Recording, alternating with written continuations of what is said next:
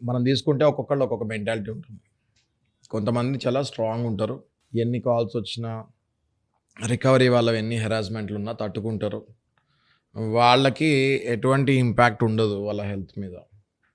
కొంతమంది చాలా సెన్సిటివ్ ఉంటారు నాగరాజు గారు. హైలీ సెన్సిటివ్ ఉంటారు. వాళ్ళ మొబైల్‌లో డైలీ ఒక 100-200 టైమ్స్ ఈ రికవరీ వాళ్ళ కాల్స్ వచ్చినప్పుడు, ప్రతి ఒక్కొక్కడు ఒక్కొక్కలాగా మాట్లాడినప్పుడు రఫ్‌గా బకెట్ 1 అంటే 1-30 డేస్ లోపు బకెట్ 1 అంటారది. ఈ బకెట్ 1లో కలెక్షన్ వాళ్ళు ఇష్టం వచ్చినట్టు మాట్లాడతారు నాగరాజు గారు. మాక్సిమం స్క్వీజ్ చేయాలన్నమాట.